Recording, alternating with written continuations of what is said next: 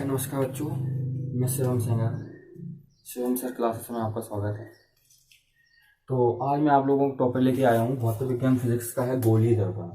तो गोली दर्पण के बारे में आप लोगों को समझाऊंगा। ठीक है, गोली दर्पण किसे कहते हैं, गोली दर्पण के कितने प्रकार होते हैं और गोली दर्पण द्वारा प्रतिबिंब बनाने के क्या क्या नियम होते हैं। ठीक है, तो इनके बारे में आप लोगों को समझाऊंगा। देखो, बहुत ही आसान तरीके से मैं आप लोगों को समझाने की कोशिश करूंगा। ठीक है, तो बने रहिए शिवम सर क्लासेस में। तो सबसे पहले देखिए गोली दर्पण। तो दर्पण समझिए पहले क्या होता है दर्पण। तो दर्पण मतलब होता है, जैसे कोई सबसे पहले डेफिनेशन समझा दे रहा है बहुत ही आसान तरीके से। देखो दर्पण क्या होता है, दर्पण वो होता है जब किसी मतलब चिकने पृष्ठ पर, जैसे ये चिकने पृष्ठ है, इसमें एक और कलई करने के बाद जब ये परावर्तक हो जाता है, इसे हम बोलते हैं दर्पण। दर्पण क्या होता है, सबसे पहले क्या बोला मैं दर्पण को, दर्पण वो होता है जब किसी चिकनी पृष्ठ पर कलई करने के बाद वो क्या हो जाता है, परावर्तक हो जाता है, तो उसे बोलते हैं हम दर्पण। ठीक है, अब दर्पण के बाद आता है हमारा गोली दर्पण। तो गोली दर्पण क्या है, तो गोली दर्पण वो है जिस किसी कांच के गोले से, खोखले गोले से वह काटा गया हुआ है भाग जो दर्पण का कार्य करता है, उसे हम बोलते हैं गोली दर्पण। ठीक है, अब गोली दर्पण के दो भाग होते हैं, सबसे पहले समझ लेना। पहला भाग क्या है, अवतल दर्पण, और दूसरा होता है हमारा उत्तल दर्पण। ठीक है, ये दोनों भाग होते हैं, पहला और सेकेंड। ठीक है, सबसे पहले गोली दर्पण में तब दर्पण बताया हमने। दर्पण मतलब किसी चिकनी पृष्ठ पर कलई करने के बाद जब वो परावर्तक हो जाता है तो उसे हम बोलते हैं दर्पण। इसके बाद गोली दर्पण का हमने बताया कि जब मतलब किसी कांच के खोखले गोले से काटा गया हुआ है भाग, उसे हम बोलते हैं गोली दर्पण।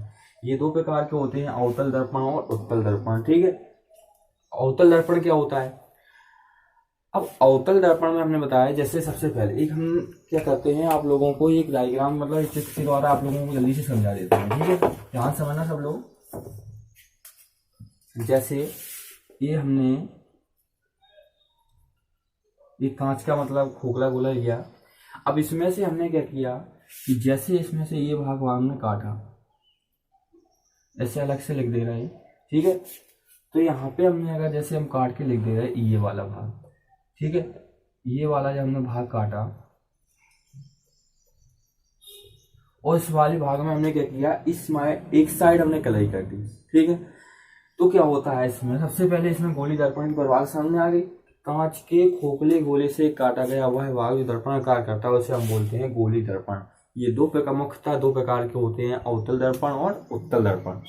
ठीक है, तो अवतल दर्पण देखो क्या होता है, अवतल दर्पण की परिभाषा वो होती है, वह दर्पण जिसमें उभरे हुए भाग, मतलब ये भाग देख रहा है उभरा हुआ, इस उभरे हुए भाग पर क्या होती है, कलई होती है, और ये जो अंदर वाला भाग होता है ये क्या होता है, परावर्तक होता है।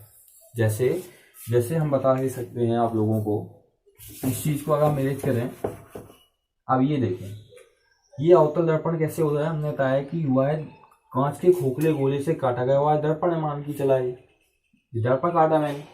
अब इसमें क्या किया हमने, इसमें देखो उभरे हुए भाग पर, ये उभरा हुआ भाग है, इस पर हमने कलई कर दी।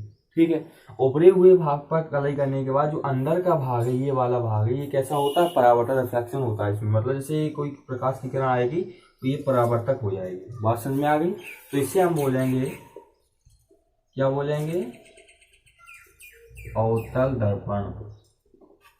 ठीक है, बहुत ही इजी तरीके से समझाए। मतलब इसमें देखो क्या है, सबसे अच्छी आसान तरीके से समझो, मतलब ऐसे समझ लो, ये क्या है, हमने ऐसे तरह से दर्पण का एक प्रतिबिंब बनाया, इसमें उभरा हुआ भाग, ऊपरी भाग। ठीक है, ये ऊपरी भाग। ठीक है, तो इसमें ऊपरी भाग पर अगर कलई हो, ऊपरी भाग पर क्या हो, कलई हो, और जो अंदर का भाग हो वो कैसा हो, परावर्तक हो, उसे हम क्या बोलेंगे, अवतल दर्पण। क्या बोलेंगे, अवतल दर्पण। इसकी परिभाषा भी लिख लो, क्या बोलेंगे अवतल दर्पण की, आप लोग जल्दी से टाइप कर लिख लीजिए इसे। अवतल दर्पण मतलब वह दर्पण, वह गोली दर्पण। ठीक है, गोली दर्पण है इसलिए तो उसे काटा गया है वहां से। गोली दर्पण जिसके, वह गोली दर्पण जिसके उभरे हुए भाग पर कलई होती है तथा अंदर का भाग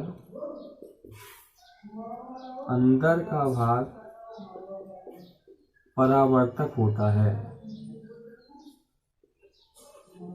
ठीक, क्या कहलाता है? अवतल दर्पण कहलाता है। ठीक है बच्चों, ठीक है। वो है गोली दर्पण जिसके उभरे हुए भाग पर कलई होती है और तथा अंदर का भाग परावर्तक होता है, अवतल दर्पण कहलाता है। ठीक है, तो जैसे हमने ये चित्र द्वारा समझाया आप लोगों को, ये मतलब इसमें उभरे हुए भाग पर कलई है, ये प्रकाश की किरण से कोई आ रही है, किरण मान लो कोई है, तो जब प्रकाश की किरण इसमें अंदर हुए भाग पर जब टकराएगी तो क्या हो जाएगी? परावर्तक हो जाएगी। ठीक है, तो इसे हम बोलेंगे अवतल दर्पण। ठीक है, तो जल्दी लिखवाई करिए आप लोग, इस चीज को लिखिए जल्दी से। इसके बाद हम आप लोगों को समझाते हैं उत्तल दर्पण क्या होता है।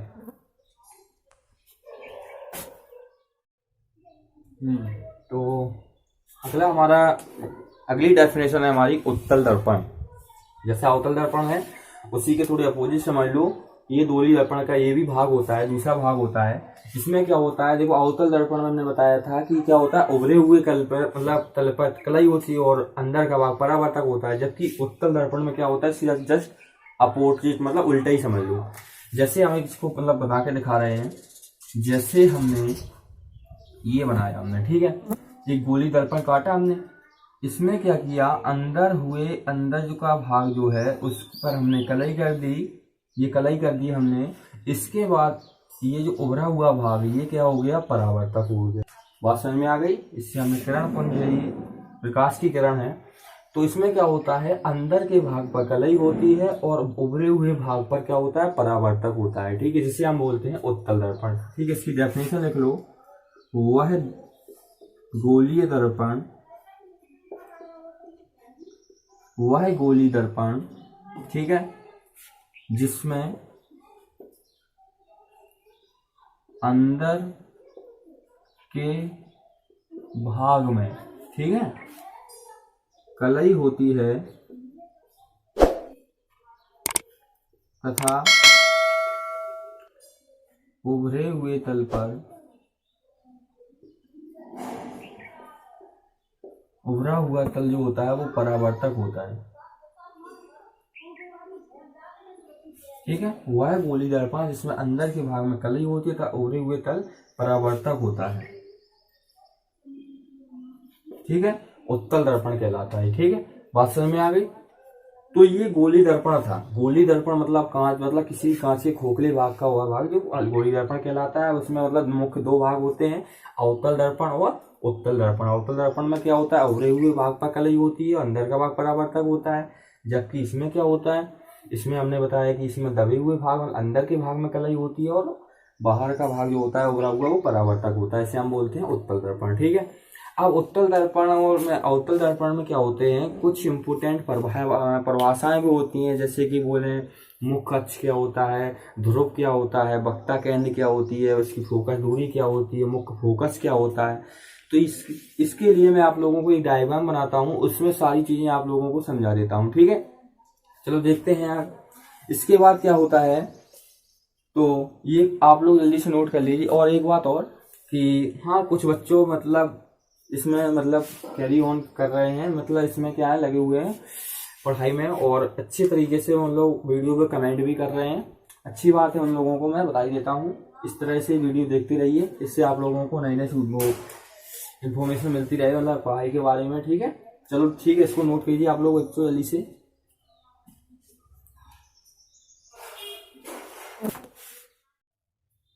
चलो अब अगला हमारा टॉपिक क्या था? हमने इस टॉपिक बताया था, क्या क्या टॉपिक बताए थे? सबसे पहले गोली दर्पण क्या होता है, गोली दर्पण के प्रकार क्या होते हैं, गोली दर्पण से संबंधित क्या परिभाषाएं होती हैं, फिर क्या है गोली दर्पण में जो प्रतिबिंब बनने के नियम होते हैं अवतल दर्पण में और उत्तल दर्पण में सेम एक ही होते हैं। तो उन प्रतिबिंब बनने के नियम इंपोर्टेंट है, इसी के आधार पर हम आप लोगों को यूवीएफ में संबंध बताएंगे। ठीक है, तो उसके लिए आप मेरे चैनल को सब्सक्राइब करना मत भूलिए। ठीक है, चलो तो अब हम बताते हैं प्रतिबिंब बनने के नियम। सबसे समझो, ध्यान समझना ये चीज अगर आप लोग समझ गए तो इस वाले प्रकाश के परावर्तन वाले चैप्टर में से मुख्य चीज यही है, इसी से स्टार्ट होता है, बेसिक चीज है हमारी। इसमें 3 नियम दिए जाते हैं। सबसे पहला नियम देखो, समझो क्या है, मैं आपको डायग्राम के द्वारा समझा देता हूँ। आपको मतलब जो नोट करना है वो जल्दी से नोट कर लेना, ठीक है। आप लोग डायग्राम के द्वारा समझ लेना, ठीक है। तो चलो देखते हैं। सबसे पहला नियम क्या होता है, जैसे हमने एक अवतल दर्पण बनाया, जैसे हमने मान लिया ये M1 M2 क्या है, अवतल दर्पण है। इसका जो देखो ध्रुव P है, यहाँ से मुख्य अक्ष रेखा खींची, ये हमने C मान लिया, ये हमने मुख्य फोकस F मान लिया। वक्ता क्या, अभी जो डेफिनेशन हमने बताई थी, समझाई थी, ठीक है। तो हमने क्या बताया था, सबसे प्रथम नियम समझो कि माना एक M1 M2 है, मतलब माना एक अवतल दर्पण है। अब अवतल दर्पण में सबसे प्रथम नियम क्या है कि जब मुख्य अक्ष के समांतर चलने वाली प्रकाश की किरण, मुख्य अक्ष के समांतर चलने वाली प्रकाश की किरण दर्पण से टकराने के बाद कहाँ से होकर जाती है, मुख्य फोकस से होकर जाती है। कहाँ से होकर जाती है, मुख्य फोकस से होकर जाती है। ये सबसे प्रथम नियम है। जब किसी दर्पण में मुख्य अक्ष के समांतर चलने वाली प्रकाश की किरण दर्पण से टकराती है और टकराने के बाद परावर्तित होकर मुख्य फोकस F से होकर जाती है, सबसे प्रथम नियम। आज समझ में आ गए, आप लोग नोट कर लीजिए। फिर सबसे बाद दूसरा नियम देखते हैं, इसको भी हम डायग्राम के द्वारा समझा देते हैं। आपको बहुत ही इजी तरीके से समझा रहे हैं। जैसे इसमें भी हमने क्या किया, एक दर्पण माना, इस दर्पण में हमने क्या किया, जिससे अवतल दर्पण माना है, इसमें अवतल दर्पण में हमने देखो ध्रुव मान लिया P, इसमें भी हमने C माना और C के बाद F है, ये वक्ता केंद्र, ये मुख्य फोकस है। अब दूसरा नियम क्या है, इसलिए F उल्टा ही नियम है।